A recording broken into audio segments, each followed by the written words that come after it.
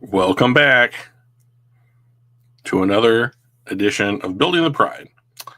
I am your host, Drew, and I'm joined a lot less frequently by my co host, Mike. However, we're going to give Mike a pass for this one. He is off to yet another work conference, this time over in the thumb of Michigan, Bay City. I believe that's over there. But the reason we're giving him a pass for this week is that Mike's dog passed away or had to be put down. Kidney failure. So Mike and I have been friends for a little less than 10 years now, 8-9 years. And every time I would go over to his house to watch football or play board games or for any reason at all, he had this dog, Xavier. And he wasn't exactly what I would call like a real defender of the house and home, but he was a super nice dog who loved you. And he was just a really cool dog. And apparently, it was just his time. And his body just shut down, and Mike and his wife had to make the decision to put him down, which is anytime I hear about somebody losing a pet, especially a dog, I treat it like they lost a family member, because that is what it's like for most people, is that, dogs love us weirdly and unconditionally. And it sucks that they don't get to stick around as long as we do. But he had a lot of happy memories with him. I miss him. So we're going to give Mike a pass. So that's really sad. So we'll try and do something a little bit more fun. Let's talk news and notes from around the NFL. And the big news and notes that have come out recently since our last show is there have been 2 trade requests and ongoing contract negotiations with 2 stars from the NFL NFC East, and that's Washington's Terry McLaurin, wide receiver, and Dallas's star pass rusher, Micah Parsons. And let's start in Washington. So Terry McLaurin is an excellent wide receiver. I think possibly the most underrated. Hey, Donkey Kong, what's going on, man? What was that from? What was that? What's up from? Was that Budweiser? Bud Light? Can't remember where that came from. But Terry McLaurin, I think, is probably the most underrated wide receiver in the NFL. I don't really sing his praises because he went to Ohio State, and I'm just tired of them having good wide receivers. They have a lot. But he's the focal point of all the playmakers that Jayden Daniels has access to. So for Washington to dick around with his contract, I think is very short-sighted. The NFL has largely shown that you can have one super high-priced wide receiver on your roster, and it's really not that big of a problem. And so right now the Commanders, somewhere, have $17 million in cap space this year and have 1, 2, 3, 4, 5, the 5th most cap space in next year. They have $62 million.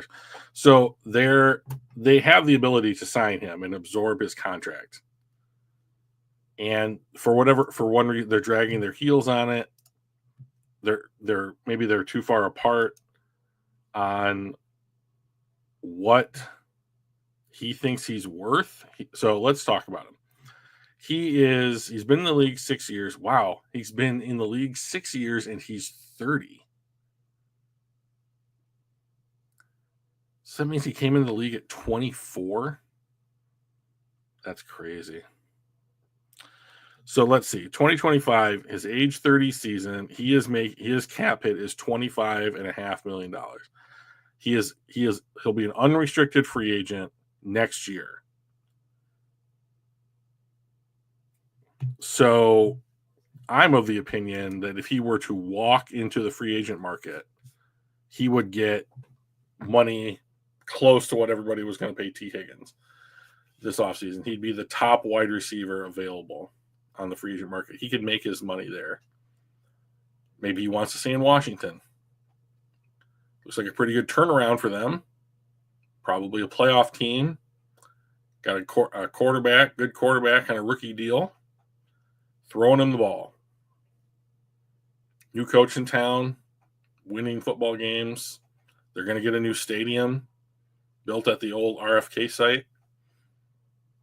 So a lot of good things in Washington right now. And I could understand wanting to stay in Washington, and you've played for them. You're in that facility. That's what you know. Like he's never played for a different NFL team. I don't know if what his family situation looks like. If he's married, has kids, he'd have to uproot that to go somewhere else. Happens a lot in professional sports, but it's a hassle. I think most people would prefer to not do that if they had a choice. And he is asking for what he thinks he's worth. Now, I saw that Spotrac, I don't know how to say it. I like saying Spot Rack, but it's probably not it. Valued him at $31 a year. So if we look at position groups, that would put him 1, 2, 3, 4, 5, 6 between A.J. Brown and Amon-Ra St. Brown at $31 a year. So he would still be 1, 2, 3, 4, 5, 6. He'd be the 7th highest paid wide receiver in the NFL.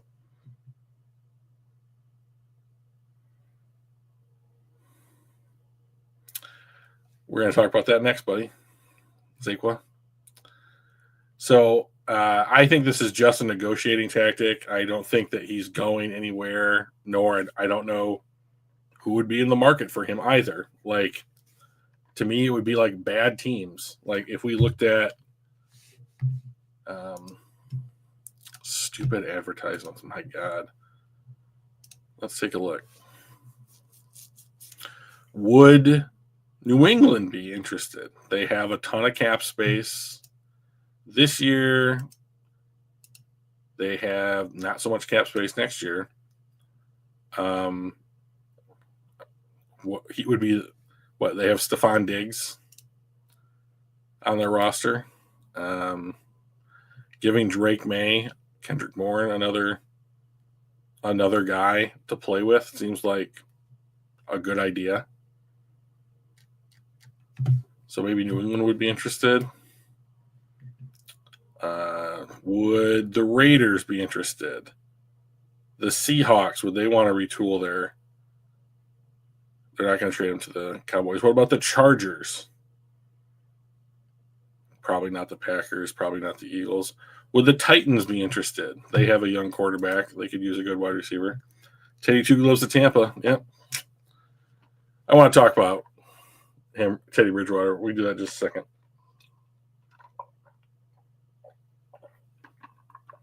Anyways, he's not going anywhere.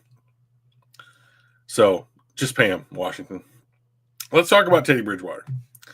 All right, Teddy Bridgewater is doing this dance between high school and professional football where he coaches this high school, his alma mater, I believe, this high school football team. They win their championship or go really far. Everyone's raving about him. And then he would play in the NFL when that season was over. Like he'd sign for the playoffs or what have you. And that's fine. Teddy Bridgewater was a really big deal when he got drafted, and he had a horrific leg injury. It was disgusting. and it derailed his career. And then he became a journeyman and just would sign these 1-year deals for however long. And that seems to be working out for him. And now he's signed with Tampa Bay. Good. He's a good player. Florida has no state income tax. I don't know if the high school that he was coaching at is in Florida, but if so, you don't have to go very far. And he gets to play in the NFL. And, Tampa Bay could be a playoff team, and if you're in the playoffs, you got a chance at the Super Bowl. So I'm glad for him. Here's the part that I am upset about. He got let go from his high school coaching gig because of impermissible benefits given to kids. So let me just Google what actually happened. Teddy Bridgewater coaching fired.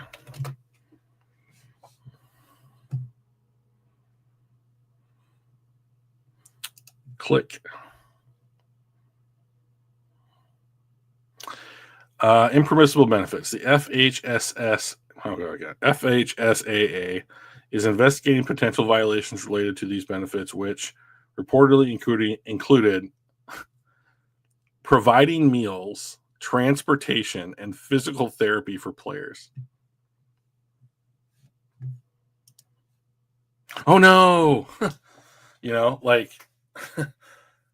Oh no, you fed kids and you gave them physical therapy when they're football players, and you got them from point A to point B. What are we doing? Why is it such a terrible thing to feed kids in a high school in America now? I don't get it. I do not get it. This is, by the way, this is the same exact thing that Jim Harbaugh was accused of doing at Michigan. And he is vilified for, quote unquote, providing impermissible benefits. And he bought kids food. That's what he did. He bought kids food. He didn't Reggie Bush them. I don't know if you guys ever saw the movie Blue Chip. It's about, I think it's Nick Nolte is the coach of a college basketball team. And not a big college, like Midwestern Kentucky State, something like that. And then there's a change in management, and hey, Kenny, and they start paying players, right? And so Shaq and Penny Hardaway were both in the movie, and there's two of these guys that they brought in. And then there was this other white basketball player who kind of kicked off the whole thing, and once they decided to go ahead and pay players, there was this montage and oh, it does. I mean, what there so little holds up today, Kenny, from when it originally came out. My first job was I worked at a video rental store, and I would put Blue Chips on the show, I think it was rated PG-13. I don't remember if it was rated R. It's a movie with Nick Nolte, so I mean, it's probably rated R. But that movie was basically they were handing out bags of cash and dropping off new tractors and new cars and getting people jobs and that kind of stuff, and things that had long-reaching financial implications to these kids and their families. And Jim Harbaugh and Teddy Bridgewater bought kids food. When the Fab Five was at Michigan, there was a booster who got the school in trouble. And Jalen Rose has talked about this. He was buying them clothes because how is a kid? Yeah, they were bribing players, boosters. Yeah. How is a kid? From where, I mean, a lot of these kids grow up not well off, or whatever. And if you're a D1 athlete at any kind of major university, if you're going to class or just playing sports, are you getting a job?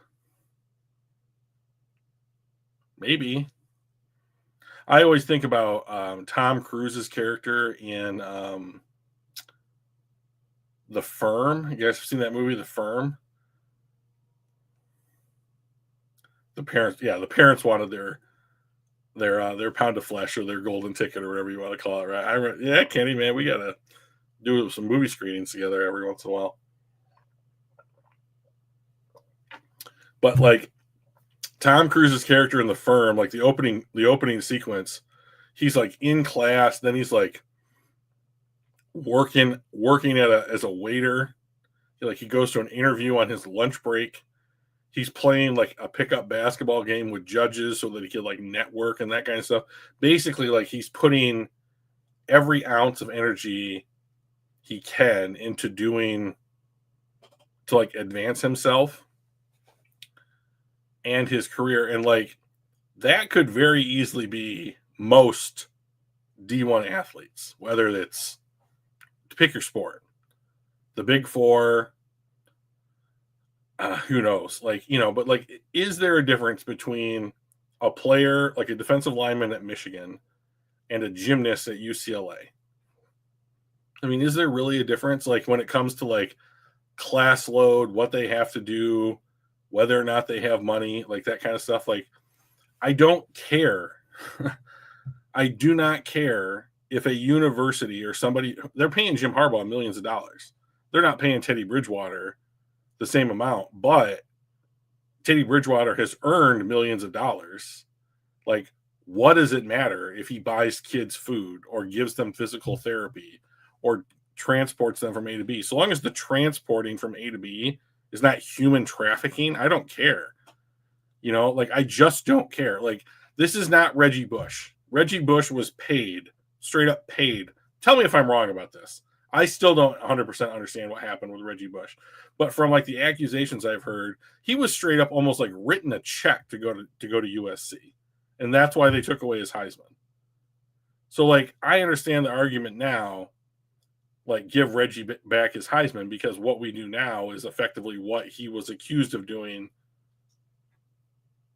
however long ago, 20 years ago, 15 years ago. And I get it.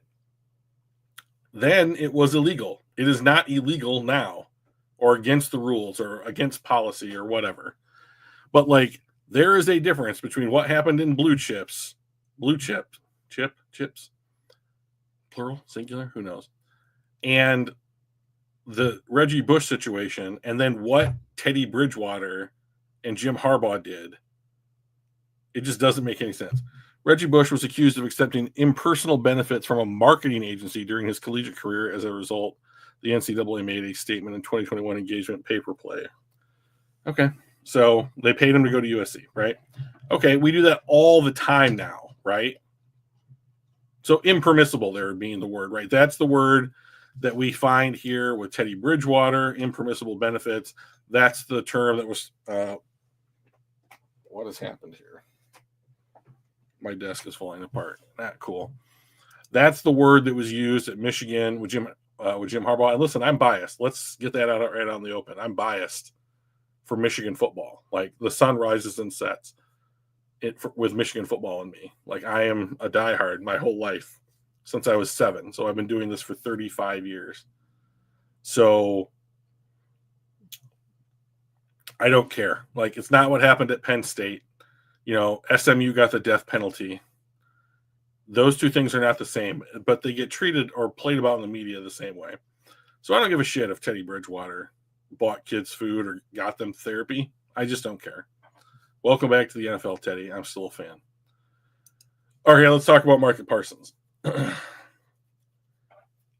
I thought it was super interesting, the fact that he released a statement that was effectively a timeline of what was going on with these negotiations on his Instagram. I read his Instagram post.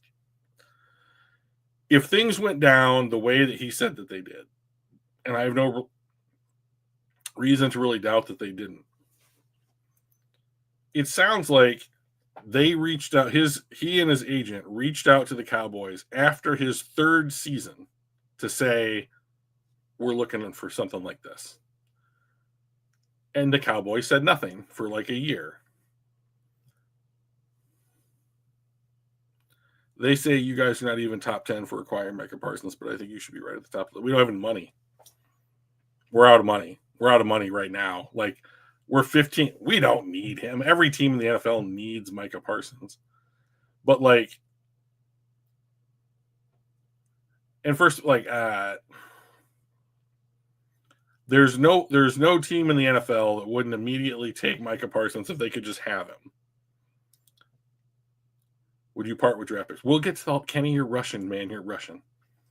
Okay, so Micah says they reached out.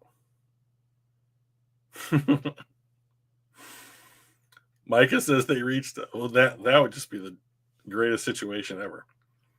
They reached out. They wanted to start negotiations. They didn't hear from Dallas for like a year. So then after the end of last season, he was in Penny's class. So he's going into year 5, I think. And they kept reaching out to the point where, like, he went and sat down with Stephen Jones, Jerry's kid, who has some role with the Cowboys. GM, special consultant, I don't know what it is. But, like, it's a direct line to Jerry, right? And something happened where his agent wasn't there, and Micah was communicating, like, this is what we thought we'd be worth or whatever.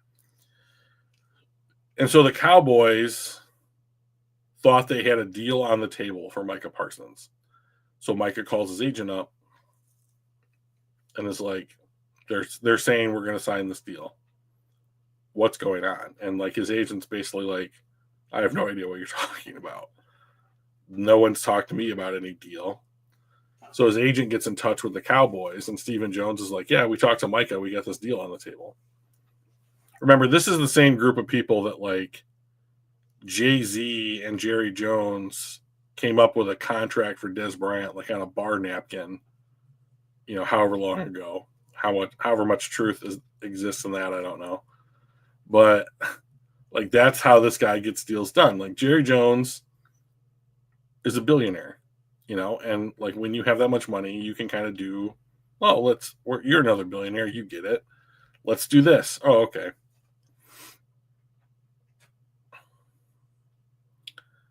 So Micah and his agent are like, hey, let's sit down at the actual negotiating table and put our thinking caps on and get a deal done. And the Cowboys have just never sat down. And so this is just the next stage to put pressure on them, because now they'll be in the headlines. Maybe the fans will get upset. And in some cities, I think that really would work. Like, if Terry McLaurin, in his situation, I think it will work. Like, his trade demand, they're not trading him, but his demand will create the kind of headlines they don't really want to see. And, like, the fan base will have pressure on it and, like, apprehension. And they don't want that to affect, like, season ticket sales, jersey sales, that type of thing. In Dallas, Jerry Jones just wants the headline. He doesn't care if it's good or bad. All news is good news, right?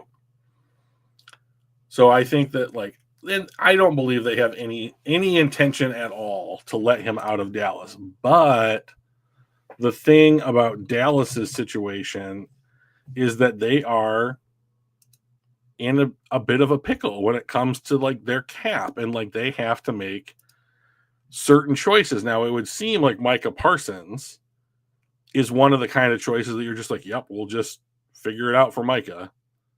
But, like, Dak Prescott is, I believe, the highest paid quarterback in the NFL and ever. So, like, $240 million, 60 average over the length of the extension. Total guaranteed $231.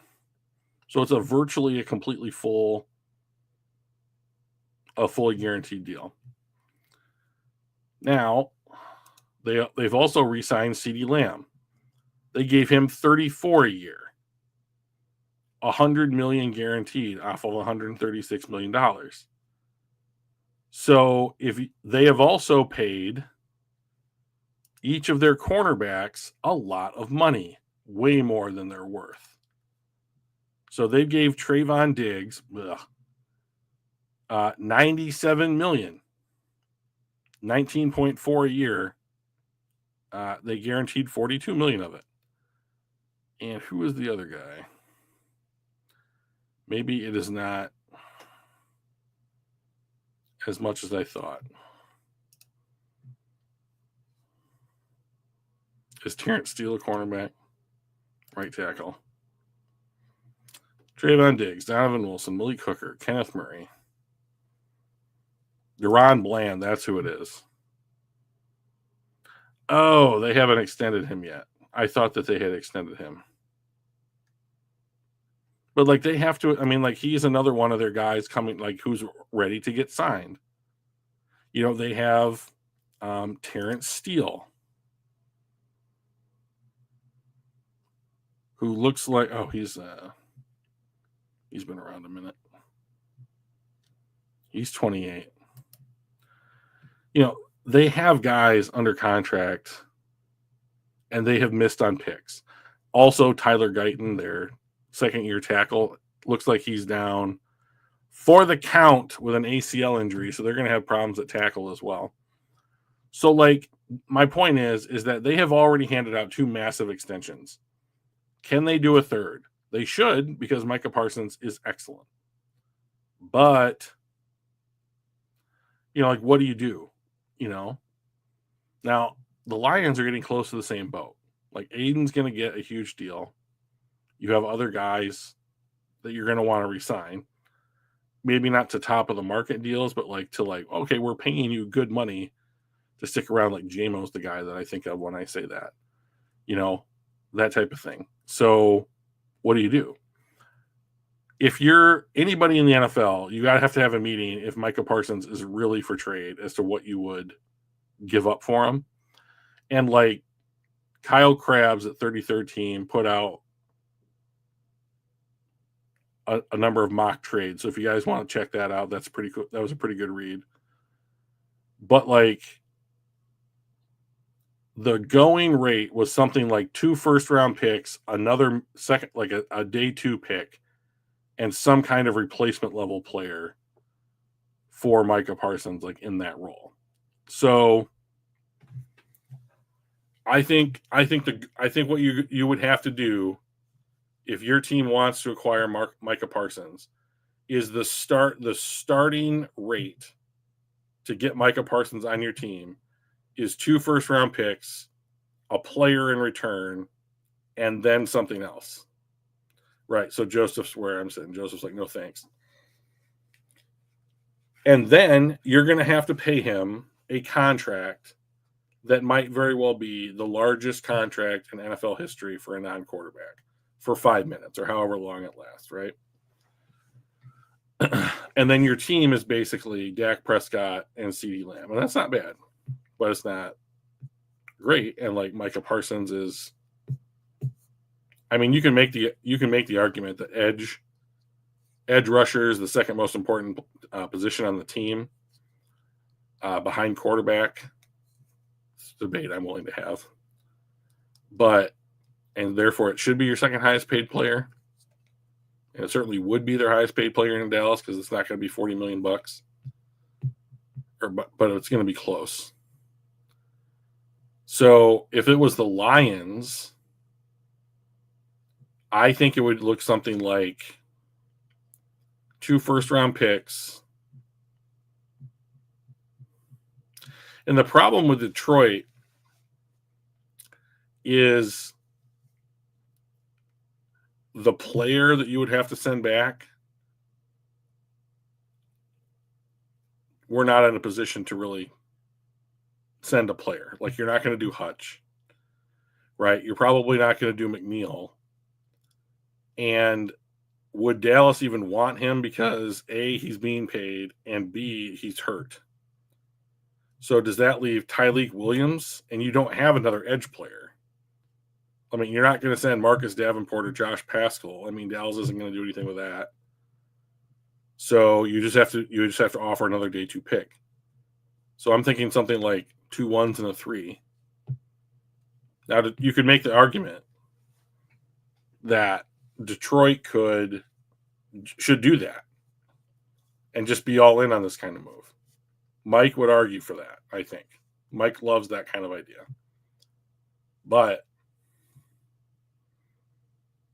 I mean, that's future inability to keep the cap under control because you give up your first-round draft picks. You know, what happens if he gets hurt or breaks the rules or whatever, right? It's a big problem. So, while I would love to see Micah Parsons and Aiden Hutchinson on the same team, there's just no chance. First of all, Dallas, I don't think Dallas is going to let him go. They'll just find a number. But like, I think it's about sitting down at a table and talking with each other, you know, and getting it done. You know, I wish that they would get Aiden Hutchinson wrapped up. You know, Trey Hendrickson's still on the market. Micah Parsons is still on the market. TJ Watts got paid. You know, like Myles Garrett got paid. Like, you want to get these guys done first. And that's the other problem in Dallas is that they don't want to get their guys done first. They want to, like, Jerry Jones suffers from this thing that, like, super rich people sometimes suffer from called, like, wanting to win the deal. So, like, he wants some kind of concession no matter what it is, even if it's detrimental overall to, like, the reputation of his organization or the relationship with the player. So, but he wants to win the negotiation. So, I mean, the teams that I think should be in line to trade for like a Micah Parsons are like the teams who have additional draft capital.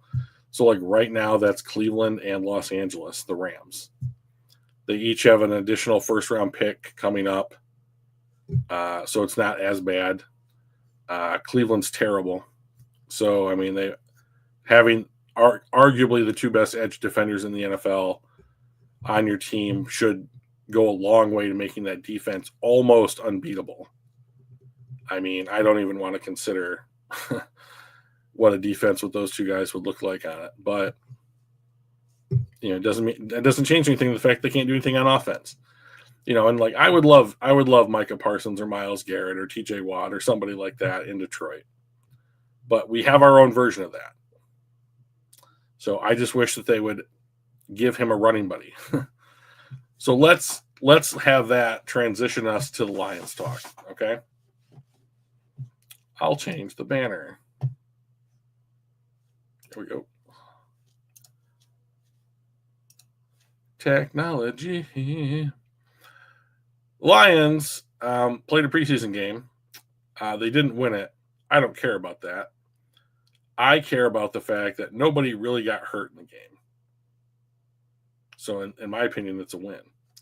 So some of the standouts from the game against the Chargers were Craig Reynolds, third-string running back, Rock Ya-Sin, who is a cornerback trying to make the roster and looks like he's probably third-string outside corner. Some of those rookies from Georgia, the late-round picks, kind of shine. And Isaac TeSlaa had two nice catches. And his in practice, he has also been very impressive. So Mike asked last week if I thought that he was going to take away Rocky, played for the Niners. So Mike asked if TeSlaa was going to take away snaps from I cannot believe I can't remember his name. I'm so bad at this, guys. My new job has made it so tough to remember things. What is his name? Came from Denver. He's a wide receiver. Cannot believe I cannot remember it. Tim Patrick. Got there.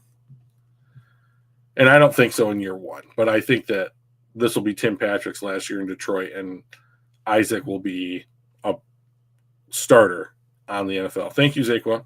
Help me out, buddy.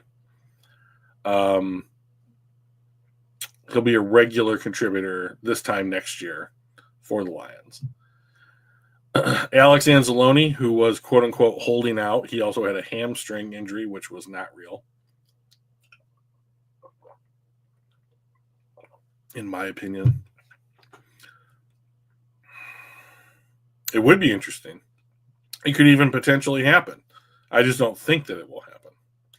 But I have been wrong about things in football before. So Alex Anzalone ended his holdout, and it is for the most table scrap looking thing I've ever seen. Like, this is almost laughable what he got. So camp opens. Alex Anzalone wants a contract extension. Makes sense. He's on his last year of his deal. Wants to retire a Lion. Okay. Love hearing that. Really like the player. Wasn't thrilled when we signed him from New Orleans the first year, but I've grown to really respect what he does on the field. He's important to us. So, plus there's no backup will linebacker on the roster. Rodrigo's hurt. We signed Grant Stewart, who I'm convinced is a special teamer who can sometimes play on the defense, but is not a full-time starting weak side linebacker, but might have to be. The Lions gave him $250,000, I think, in guaranteed money. That is as little money as you can get. And to me, this just smells like, we're going to take care of you. Here's the check in good faith. And then let's talk about it during the bye week or Thanksgiving or even after the season, you know. But anyways, he's back practicing, you know, and like that hamstring cleared up real quick, you know, which sometimes happens naturally. And then I know I've had hamstrings clear up real quick when people write me checks for $250,000. So he was back at practice. None of the starters, most of the rookies didn't play in the preseason game. So that's fine with me. You don't have to play any of them. But let's take a look at some of the news and notes from there's nothing really interesting about the game, in my opinion, to talk about. I thought Kyle Allen did not look good. I didn't think Hendon Hooker looked good either. I am just convinced that the Lions do not have a real backup quarterback. Isaac just made my top 20 wide receivers in the draft. You guys took him so early. I think you could have waited. Well, I mean, like, the argument that I have come across with Isaac TeSlaa is that the Lions traded up and gave up the last pick in the third round and then 2 additional third round picks to draft him, to move up what the number of spots they felt was necessary to draft Isaac. Okay, they did that. He's on the team. So it's a nice story. But he has to be as good as 3 day 2 picks. So, I mean, the argument could be that, like, oh, third rounders aren't really going to make this roster. You should spend your day 2 picks to move up to do this exact kind of thing. Sure, that's fine. I still think there are holes in the roster that need to be addressed. You know, like, there's no depth at linebacker. There's the starters and there's special teams guys. You know, who is the starter across from Aiden Hutchinson? Most backup sucks, so don't freak out about it. I understand. I get you. I hear you. Do you want to go through what we went through last year? I mean, that's the worst of it, right? Like, that's the thing that can happen. So, and like, this isn't so much about like Isaac TeSlaa is a mistake as it is Isaac TeSlaa has to represent a lot of value to justify the cost to take him. And that's my gripe when it comes to this kind of move that Brad likes to make.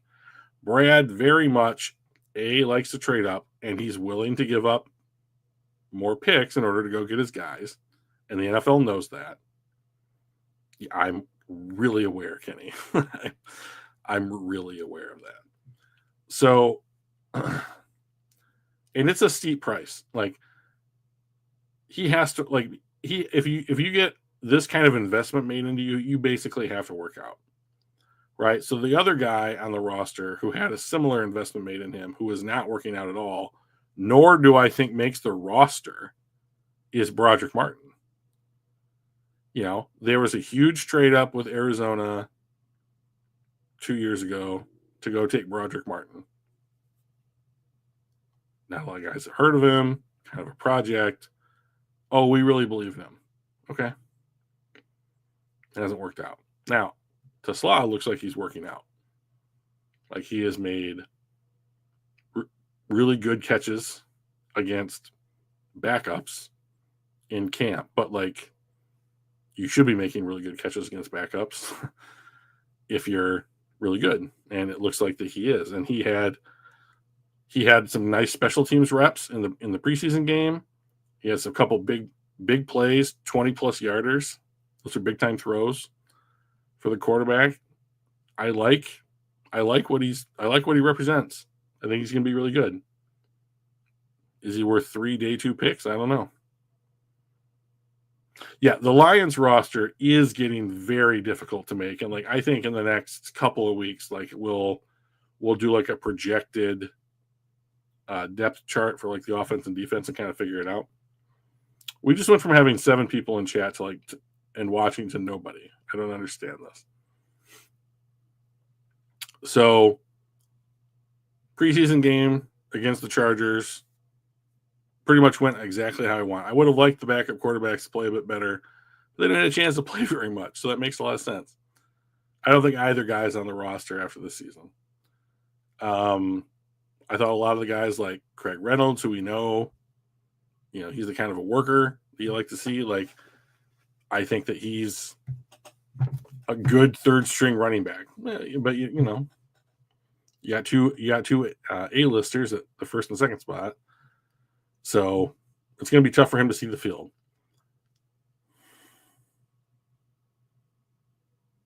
Yeah, the poaching of practice squad players has become something I really enjoy kind of watching.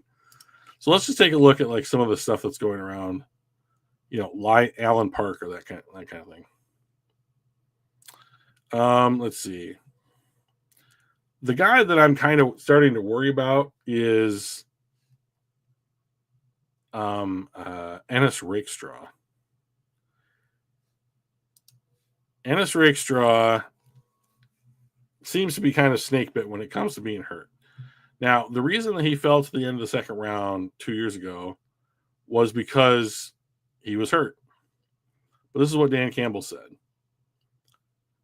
Rakestraw is expected to be out for some time. It's a shoulder, Campbell said.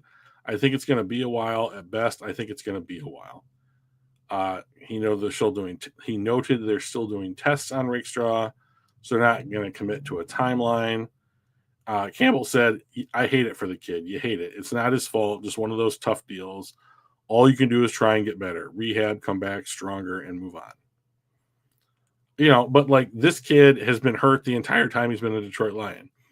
So this article on Pride of Detroit, it's a tough blow for Rakestraw, who has dealt with several injuries since entering the NFL. He is limited to 1 preseason game with an ankle injury. His regular season was shortened to 8 games after dealing with a hamstring injury, eventually landing him on IR. This camp, so far, he was dealing with a chest injury, and now a shoulder injury will sideline him long term. How long, we don't know. Ultimately, what I think this does is it gives an opportunity to somebody like Rock Ya-Sin. But here's the other thing. I don't know that it's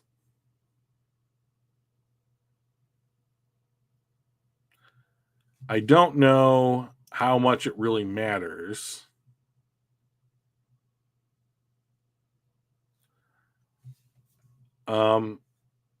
As far as the secondary is concerned, because the secondary is largely going to be DJ Reed, Terrion Arnold, who's also kind of banged up in camp, Branch and Joseph, and then Amik Robertson is going to play nickel, and he can play outside. So I'm not too concerned about the secondary. I do think it's probably the strongest unit on defense this year for the Lions,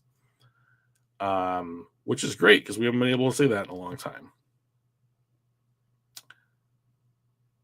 It does hurt the depth, though, although with Avonte Maddox, Rock Ya-Sin, they drafted Dan Jackson from Georgia as a safety who also got put on short-term IR after the preseason game, so I'm not thrilled with that either. It's a bummer that some of these guys don't work out. But once again, Brad Holmes likes taking players who were hurt during the draft process, which lowered their perceived value, so that he can spend a second round pick, somebody like Levi Muzurike or the guy that we were just talking about, Ennis Rakestraw.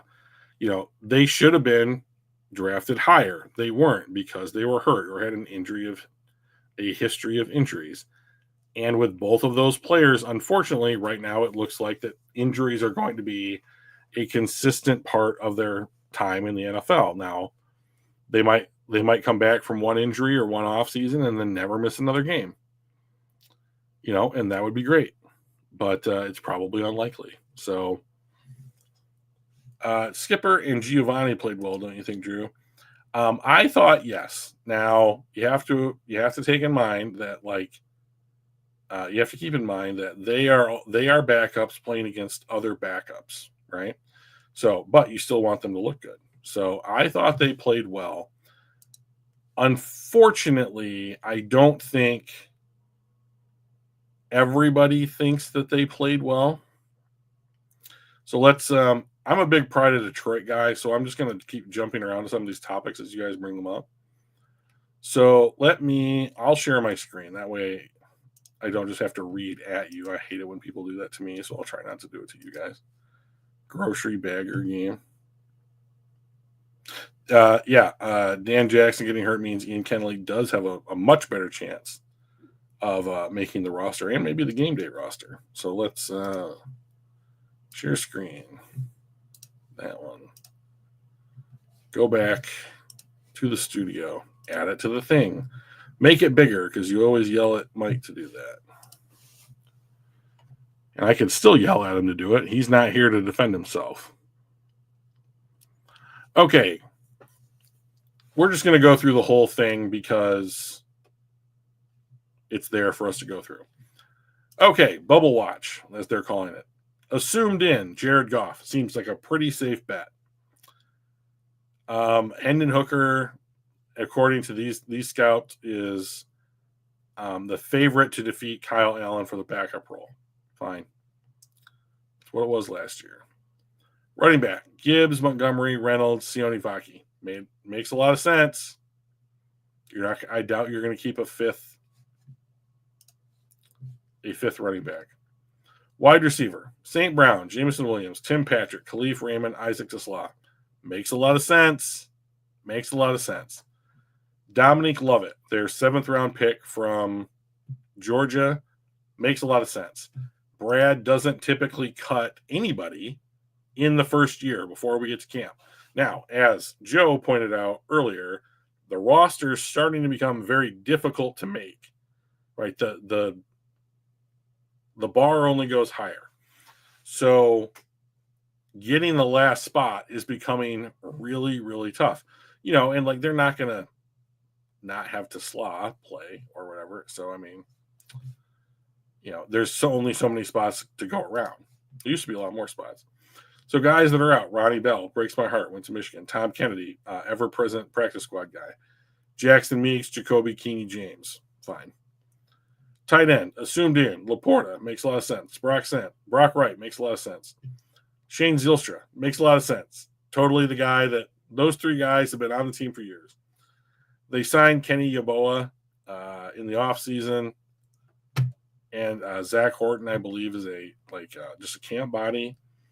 But I have a hard time believing that Kenny Yeboah is going to make the roster if you have the 53rd spot open and you want exactly what his skill set is, which is a big blocking tight end. Offensive tackles, assumed in, Decker, Sewell, Giovanni Manu, Dan Skipper. Jamarco Jones will probably be a practice squad player. I'm going to read this one. Interestingly, Dan Skipper played nearly the entire first half of the preseason opener, perhaps seeding some doubt about his roster safety. It certainly doesn't help that he suffered an injury, but Coach Dan Campbell said on Sunday he's only expected to be out a week. For that reason, we've still got him in. That said, Jamarco Jones earned a vote this week. He had good moments as the starting right tackle on Thursday and has taken over for Skipper as the first team left tackle in practice while Decker eases his way into drills. Okay. Of all of that having been said, which I have no reason to disagree with any of it, not a word about Giovanni Manu in there, right? So here's another project guy.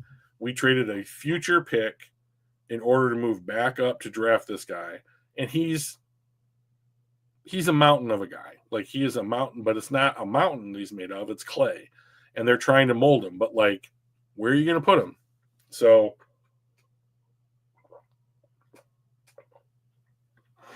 it is so good. I like him. I want him to work out. There's no spot to play him. And it's hard to find spots to even play him, like, during the preseason. So, interior offensive line, Glasgow, Ratledge, Mahogany. Guess what? That's your interior offensive line right there. Coyote Awashika, 11 votes. Makes sense. He's been the primary interior backup. If you're not just going to switch Glasgow around, Awashika was the guy they brought in multiple times. Tristan Colon, I don't know anything about him. Kingsley Aguikun, he's been the backup practice squad center for 2 years. Miles Frazier's a rookie. He's not going to be cut. Colby Sorsdal is a player I don't think is going to make the roster. I'm calling it. Natani Moody, Michael Neese, they're probably also not making it. Let's see. Where does it talk about Sorsdal? Finally, Colby Sorsdal, now repping as a full-time guard, was one of the better players on the field against the Chargers. Our staff rewarded him with 1 vote this week, but the third-year developmental guard has a long way to go to make the 53-man roster. Yeah, look who they drafted this year. So, like, in the last 2 years, this is who they've drafted on the interior. Mahogany, who everybody had going as a third-round pick, but he had mono or some shit during the draft process, and he has, like, weird legs. So he falls to, like, the 5th or 6th round, and the Lions scoop him up. Then the year after, they draft Tate Ratledge in the 2nd round, and they draft Miles Frazier in the 5th. And Frazier was supposed to go higher, but he had some shit or whatever. So, like, or, like, had a transition from, like, tackle to guard, so no one really knew, like, what he was going to be or something. And there were some questions surrounding him, so the Lions did what they do, and they snapped up a decent offensive lineman late that they're going to play on the interior. And the only problem with Miles Frazier right now is that he's hurt. Okay. I mean, you weren't going to play anyways, but, like, you could be good depth, and that's who they are. So, like, Colby Sorsdal was Miles Frazier 3 years ago. So, like, I'm not going to, I mean, he hasn't. Coach on the All-22 broke down Giovanni's game tape and was very encouraging. I like that site. I think they do a really good job. I like watching him. And I'm glad that he likes the Lions because he does a lot of our stuff. So I'm glad that you're encouraged by him. I very much want to be. I very much want him to work out. So I just hope that he does. I don't think Sorsdal's making the roster either. Okay, let's see. Do we not have a bubble watch for defense?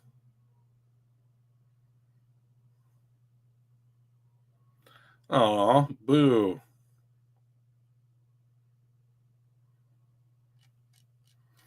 So, I mean,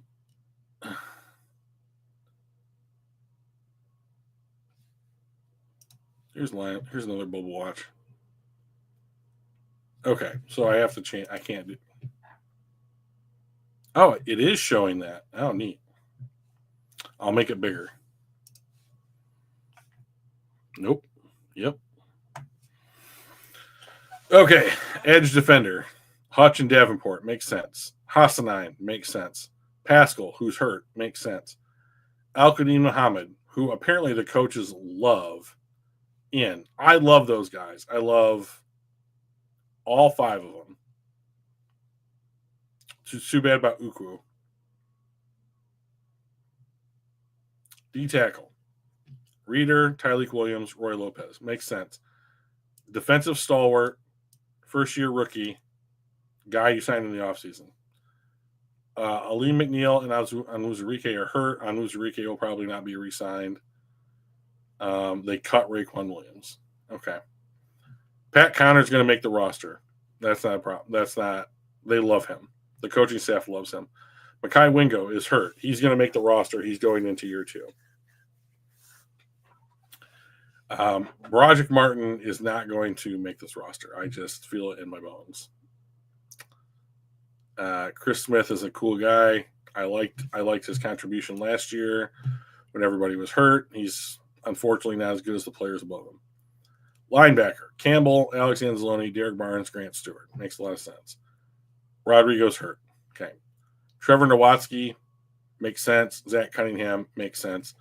I could also, all of these guys make sense to keep. But all of these guys are special teamers. So these are the guys who are going to play. That's your actual backup. And then all of these guys are also fighting for special team snaps. But if Anzalone were to get hurt, I don't know that I want Trevor Nowatzki to play 55 snaps in a game, that kind of thing. Oh, hey, what's up, Detroit fan man?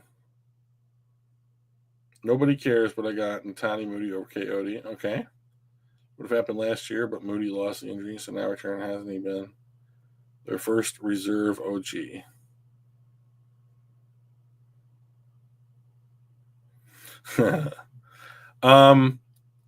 I think if Ntani Moody is going to get a roster spot on the team this year, now's the time. He has to do it this year. He can't float another year. So can he beat out one of the guys who are practice squatters who are trying to take one of the spots from Miles Frazier, or somebody else who might be hurt? I think he can do it. But what does he do to convince the coaching staff that they should pick him? I don't know. I have no problem with him, but like you said, he got hurt, so we haven't seen him play. Cornerbacks: Terrion Arnold, DJ Reed, Amik Robinson, Ennis Rakestraw. Khalil Dorsey is one of your gunners on special teams. Rock Ya-Sin is an actual backup player who's going to probably see time on the field. He had a nice hit in the game.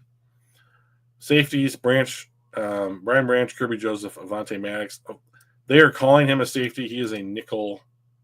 He is a nickel corner. So Dan Jackson, he got hurt. So who does this favor? In my opinion, it favors Lauren Strickland. Maurice Norris got kicked out of practice, albeit for being quote unquote too aggressive. I don't know that the Lions really care about that, to be honest. I know I think Joseph in chat was excited about for Ian Kennelly. I don't know, but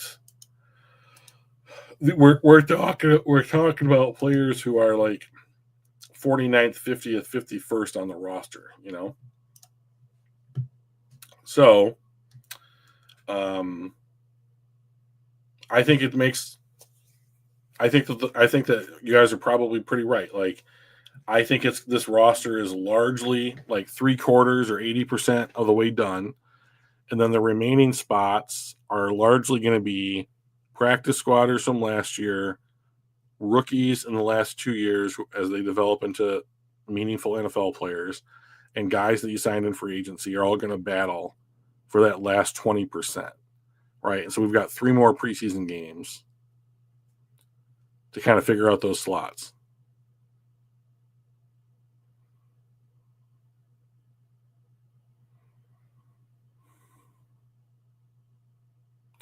This kid bled more Honolulu blue than all of us. Who are we talking about?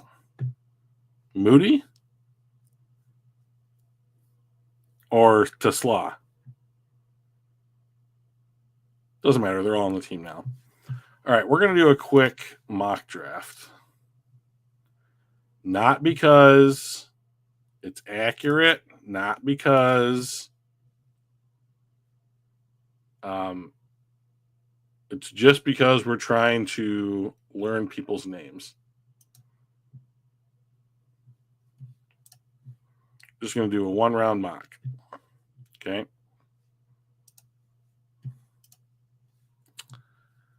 And I have to, Mike always does this stuff for me.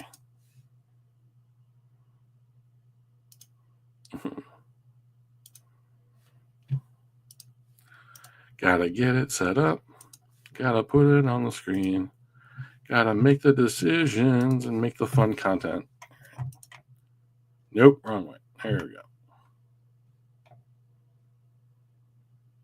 All right. Start draft.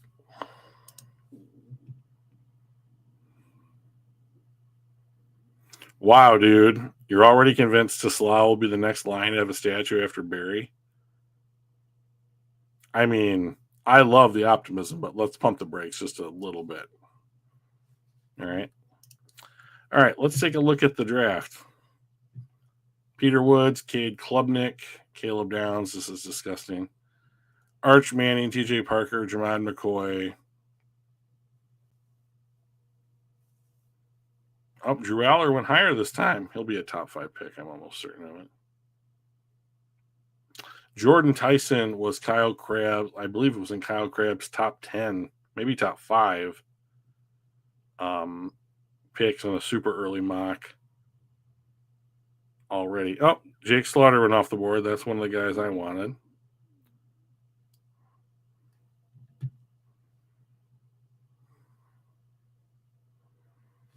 Okay.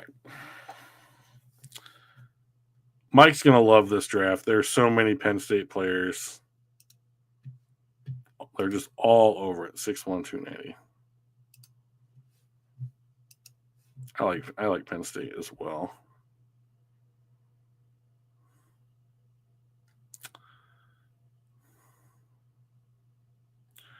Okay. So I'm going to go with Danny Dennis Sutton. I think it's also pronounced, I think it's Danny Denis Sutton. I think this is like French. 6'5", 265. He's basically like in the mold of Marcus Davenport. And he plays primarily outside tackle. So that kind of like, 9 tech, 7 tech kind of player. But he's got good size. He plays the position a lot in college that the Lions would be looking for. And then like you get this guy in the gym, you get him to put on muscle, like, get him like NFL ready, that kind of thing. I think that you got a real interesting, mostly Big Ten defensive line for the Lions. Yeah, we could draft it Sam a little bit. We're not in the market for a quarterback. You guys got to do a better job of this. So I really think if the Lions end up with like Danny Dennis Sutton, I think that would be an interesting player to put on the other side of Aiden Hutchinson. And like, I think it's one of the great crimes of this roster that we have not more aggressively targeted a player to play opposite Aiden Hutchinson, whether that's a player they're designing to play off of the chaos that Aiden creates, or a player that is supposed to put Aiden in a better position to finish some of the stuff that he does well. It's a shame that this doesn't appear to be a bigger part of the game plan. If Hendon pees down his leg on Friday, does he usurp Martin's throne as worst Holmes draft pick? Broderick Martin? Does the conversation at least begin?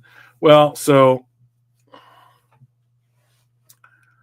the thing about so let's talk about Hendon Hooker. I don't believe that Hendon Hooker ever had any perceived value. Once you draft a quarterback and that guy's not a first round pick, they have to be a player in the NFL that matters in order to have any trade value. Hendon Hooker fell in the draft because he got hurt. That's why Brad took him where he took him, because he was available. He had high upside. So here's the problem with Hendon Hooker wasn't the fact that he got hurt, in my opinion. The problem with Hendon Hooker is that the offense that he ran in college is not replicable in the NFL because the fields are different. Like the hashes are different. Yeah, I mean, he's older. What is he, 28? But like, I'll look him up here. And then Hooker, come on down. He's 27. So he got started late, right? He spent 6 years in college. I think he spent 3 at Virginia Tech and 3 at Tennessee. And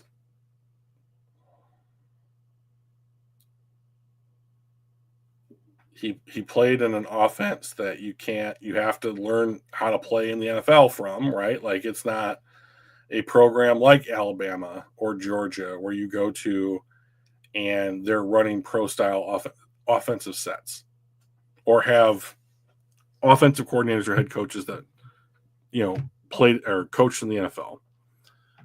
So there was a big change. Then Andy was hurt. So then you had to rehab from being hurt, and then you had to start learning. And he's playing behind a guy that the team is like financially committed to. So, I mean, you can make the argument that he's not on the roster right now. Like Hendon Hooker is in no way, shape, or form any kind of a threat to Jared Goff's job or the person I think they will give the ball to if Jared Goff were to become hurt, right? So last year leading up to the playoffs, they re-signed Teddy Bridgewater. Goff had to go out. I believe this was against Washington. Hendon Hooker's not the guy they send in. It's Teddy Bridgewater. So, I mean, like, I think that even though Hendon Hooker is, quote unquote, the backup quarterback for the Detroit Lions, he's really not. He's like a third string quarterback masquerading as a second string quarterback. Right. So, like, he's turning 28 soon. He has 4 games, 15 passing attempts to his name statistically. But that's good. That means that Goff's not hurt. So, you don't want your backup quarterback to play, right? Friday feels like a shit or get off the pot moment for the truth of his remaining career. I don't know about the remaining career. I mean, like, the thing that, like, Hendon Hooker is in a position that a lot of players in the NFL find themselves in, which is that you have to be prepared to go in at any moment, and then, you have an opportunity. So, like, this is the Tom Brady conundrum, right? Tom Brady is an unheralded quarterback from Michigan. He goes at the 199th pick in the 6th round. He gets picked by New England. New England has signed Drew Bledsoe to this massive deal. He gets hurt. They bring in Brady. He runs the offense well. They just never look back from Tom Brady. They trade Bledsoe till I believe it was Dallas. So a lot of players in the NFL are looking for that kind of stage. Very few of them get it. Even less of them make the most of it. So, like, I don't believe that even if Hendon Hooker is given the opportunity that he's going to do anything with it. So, like, he is I don't care what happens to Hendon Hooker. Like, the season rides or lives and dies on whether Jared Goff is healthy. So, it's fine. When you put it that way, I feel now the pressure is on for this game. There's no pressure. This is the preseason. The players might have some pressure, but like there is no such thing as like for the future of this Lions roster. I don't know. I would have to sit here and think about what non-starter could make a name for themselves in this preseason and then would be a contributor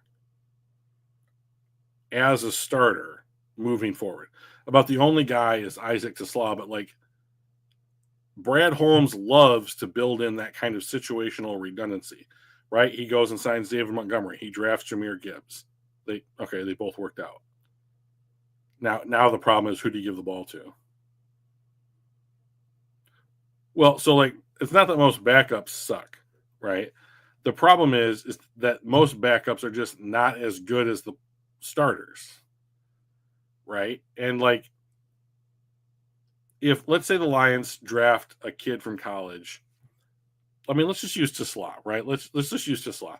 There's every chance that Isaac TeSlaa by week 6 is as good as Tim Patrick. I mean, that's a realistic possibility, right? So it's not that like the backup sucks. So I understand your point. Like, if you're not at this level where you can start and contribute, you're effectively a non-factor, right? Because you're on the sidelines. So I understand where you're coming from. I think it's a valid point. I think the point that we're dancing around, though, is, are you an effective player if you have to go into the game? So let's look at last season. Last season, the defensive injuries start to pile up.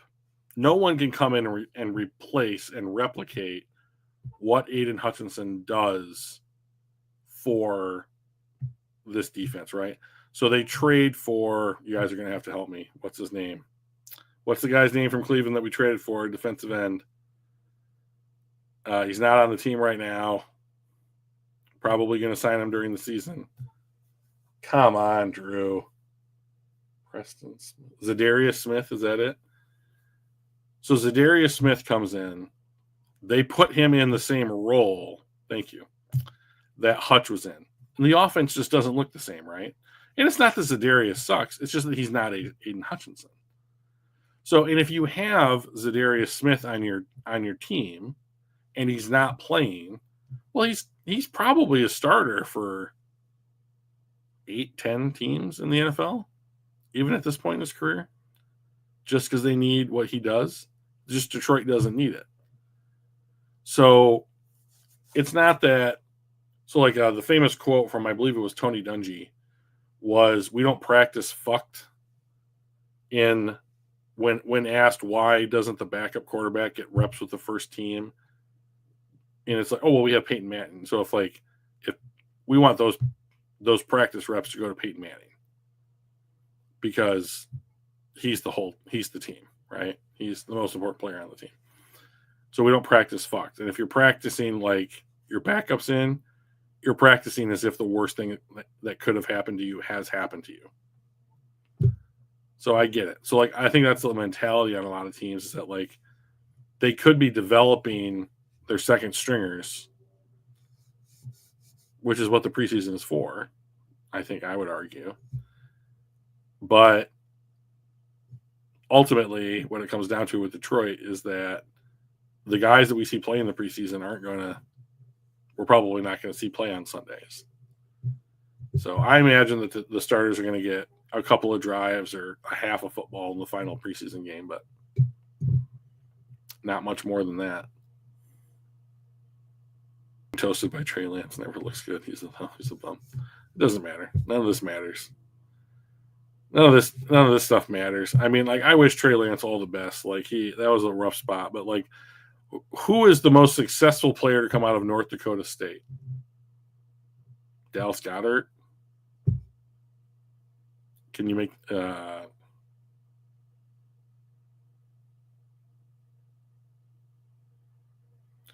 yeah, I agree, Brian. Wentz, yeah, you can make the argument that Wentz had a MVP caliber season, and then Nick Foles had to carry him across the finish line there. And then he was just never the same, which is really a shame. But yeah, I think Carson Wentz is probably, they all play for the Eagles, right? So preseason, are finding out who will fill in later in the season or who will get to see play elsewhere, which is also cool.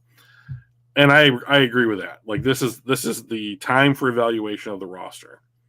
It's just that Detroit's roster, like game day roster, is so set that like we're talking about 3 spots, maybe. Is that the wide receiver for Green Bay? Did he go to NDSU? Really? I mean, it's just like I don't understand it. So it's almost like it's a cool thing to do to draft a player from North Dakota State. I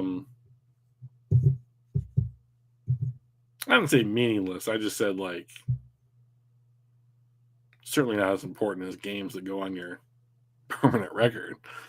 But you know, it's about evaluation. It's not about winning and losing. And like people consider winning and losing to be the more important thing, including me. So I don't know.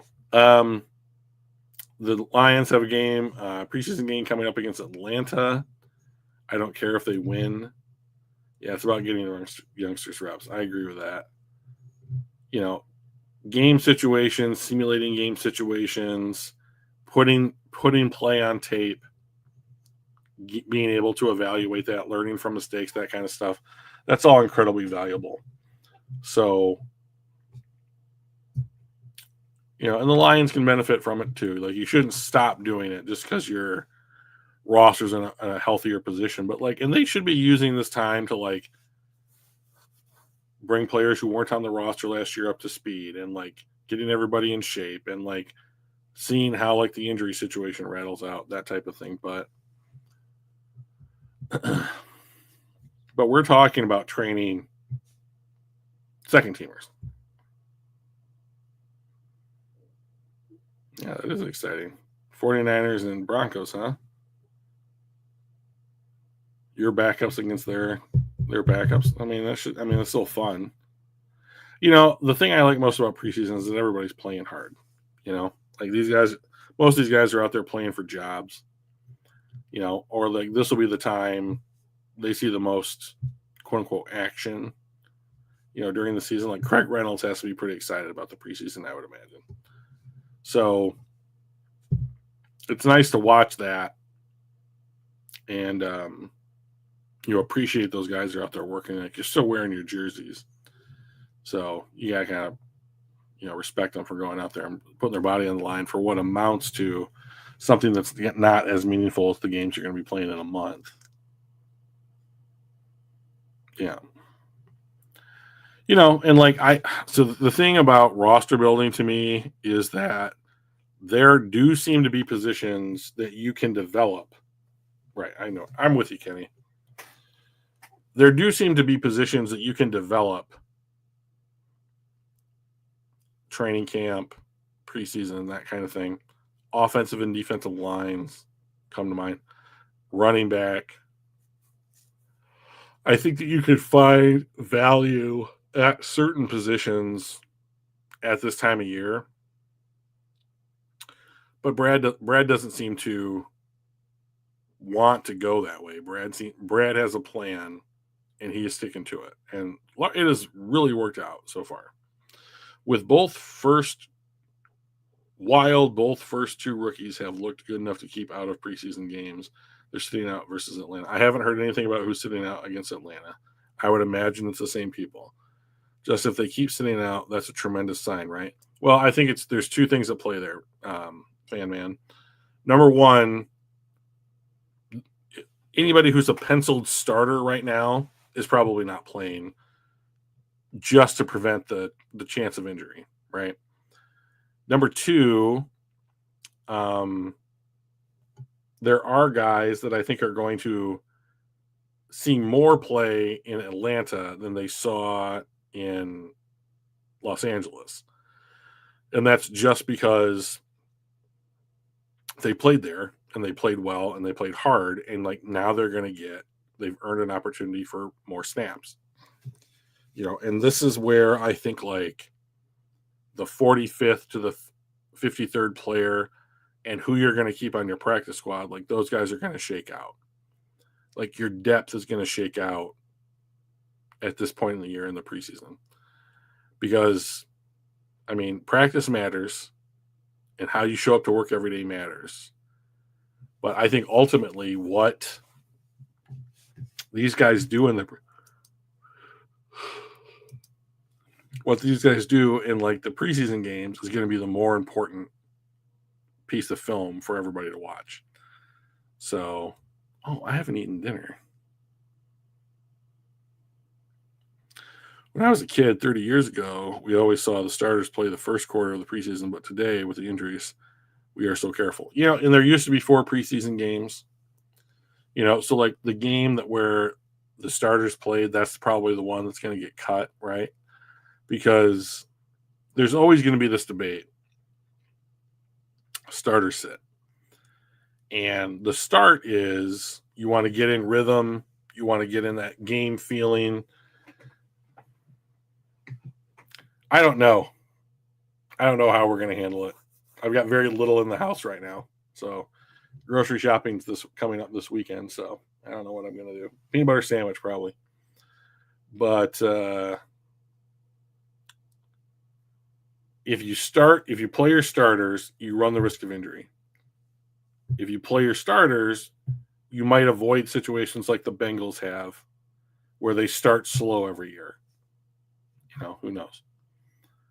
If you sit your starters, they're not going to get hurt. If you sit your starters, maybe they're rusty. Okay? I think that I would make the argument you sit your starters and you play them in practice like everybody else, and then they're supposed to go out there and do what you're paying them millions of dollars to do. Yeah, I love mac and cheese. The problem with like the Kraft macaroni and cheese stuff is that it's jam-packed with salt. And I don't know if you guys can tell anything about my physique just by looking at me, but salt is not my best friend. So I, unfortunately, Kenny, even though your suggestion is delicious, have to stay away from that kind of stuff because I don't want to have a stroke. I just turned 43 last month, so I'm trying to extend this out. It's so good. And some people have like a sweet tooth. I like salty foods. Yes, ramen is even worse. Another thing that I really like. So the way that I've been trying to adjust, I can't believe we're going to end up talking about food, but like the way that I've been adjusting my ramen is I'm not using the flavor packet. I'm just dumping like a bunch of like, that'll do it too, man. That stuff's good. Spicy salt, basically. But like I'm dumping like a bunch of like, I'll do like chicken breast and olive oil instead of butter to get away from the salt and get away from the fat content in the butter. And then I'll put the chicken in with just the ramen noodles. And then like I'll do like a vegetable. Like I like green beans. I like rice. That's really a grain, not a vegetable. Technically, there's no such thing as a vegetable. Did you guys learn this? Like if you go through the list of vegetables, right? Like a tomato is actually a fruit. Like an onion isn't a vegetable. It's like a what is it called? Like a tuber. It's almost like, I think, isn't it kind of like a potato? A potato is a tuber. Like rice is a grain. These things are nuts. Those things are legumes. Like the term vegetable applies to like how you cook it. I have not learned. I learned this like 2 years ago when I bought like a Gordon Ramsay cooking book. But like, anyways, I will do ramen noodles, some meat that's cooked to be effectively edible, and then like a vegetable and like mix it all up and like cut it up. I also do a stir fry with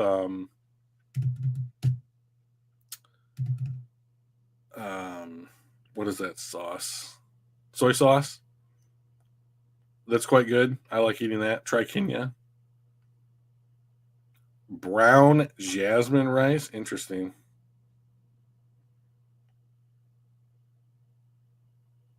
Just like time. Okay, people say this stuff all the time. Like time doesn't exist. It's a human construct. It's not a human construct. Like time exists in nature. Like you can quantify time based upon things like how things break down, entropy basically. Right? Or if you want to go seasonal, you can do seasonal. Like there are ways, like just because we measure a second or a minute or an hour or a year, Those things exist. We just put a name to it and quantified it so that we can track it.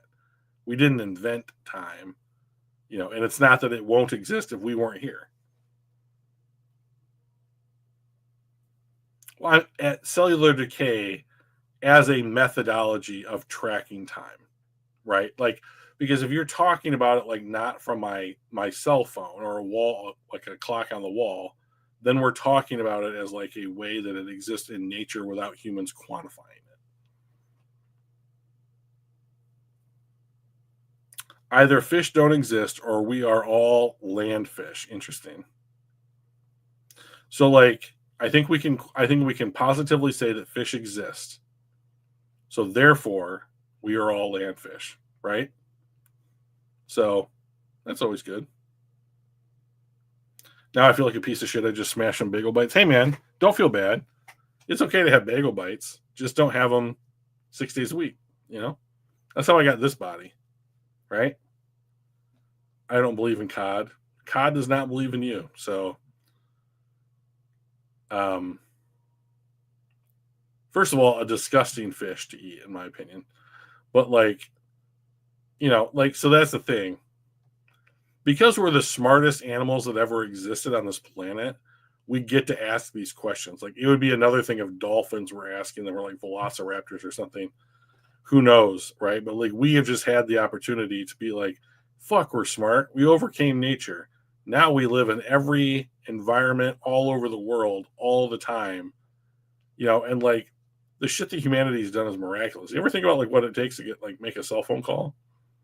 That shit is miraculous if you think about it. Like I build pumps that go into airplanes. To think about the amount of precision that goes into just doing that one small thing. But Itchy Tithy loves us. What? Is that a type of fish? Ichthyosaurus? But it's remarkable what human beings have accomplished on this planet with just our brains. Find the Hank Green video on landfish later. Genuinely interesting, considering the tricks to evolving onto land. Allegedly, skin was way harder than lungs. Interesting.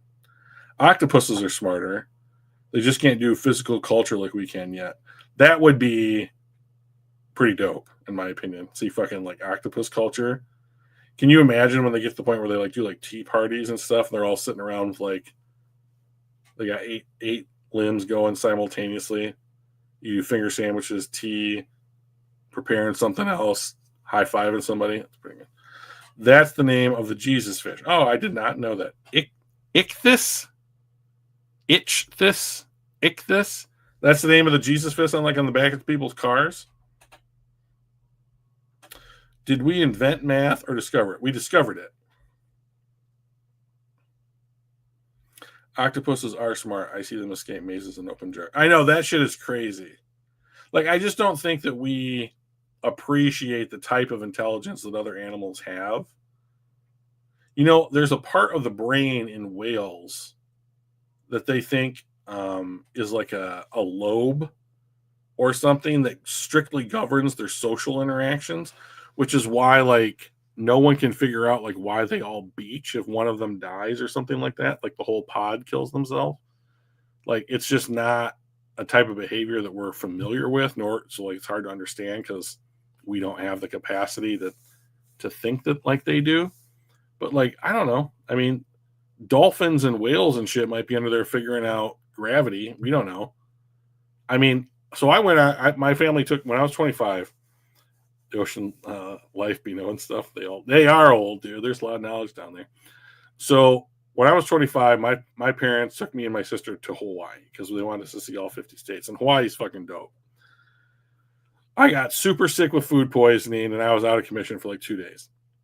Day 3, I can barely stand up. My dad had taken my sister and my mom and some of our other family on like a go and like watch whales jump or like go see the like marine life of Hawaii.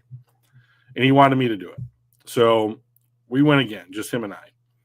And like a juvenile whale, like you have to stay so far. Like if they come up close, the boat has to move to get away from them so we don't have accidents. But like there was a whale that like was like jumping and like playing with us as like we were like, and that was awesome. But they lowered a microphone down into the water. There's so much going on down there. It's like listening to like a bunch of birds call, in a forest. So I have a hard time believing that there isn't something close to language, and like it could be like back off or this is mine or that she's mine or leave me alone. I like this food. It doesn't, I don't know. But like it's more than just like moo, Heard we are using AI to decode whale sounds. Smoke a bowl before those videos, though. Thank me later. So I don't smoke weed because I'm super straight laced and lame. I'm one of my only friends in my friend group that either don't smoke or do edibles on a regular basis. So I'll just clear all this up now because someone's going to be like, oh, you should do weed or something else. Drink. I don't drink either. I don't do well if I'm not in complete control of my faculties. I get loud. I get rude. I don't like being that guy.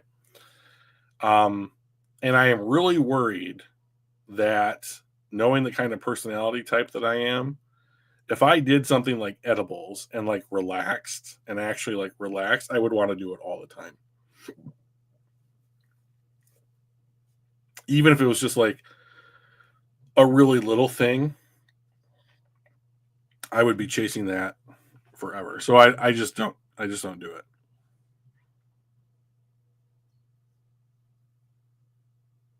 Yeah, and like twice a month, that's fine, or whatever. Like, I mean, it's I don't really care about.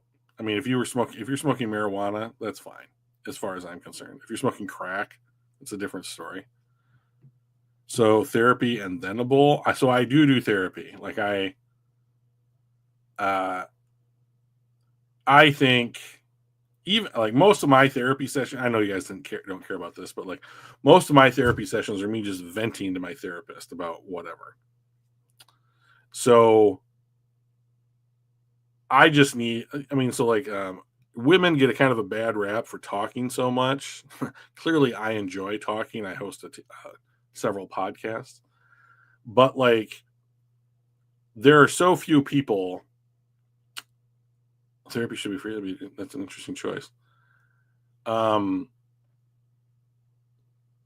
There's so few people that even my best friends that I can go to and just unload on, like just like word dump and say like my family bothers me. Some of my friends are bothering me right now. The situation at work bothers me. Oh, mine's covered by insurance. Like mine's great now that I have actual insurance. I think it's really great just to be able to like vent at somebody, and so she's not like, oh yes, so like Freud would say that you're, dot dot dot. I mean, it's not that kind of therapist. Mine's basically just like a person I hire for 60 minutes so that I can unload all of my emotional baggage and they have to listen to me. And that's worth it to me. Now it's not worth it to everybody. My marijuana garden looks beautiful. That's cool.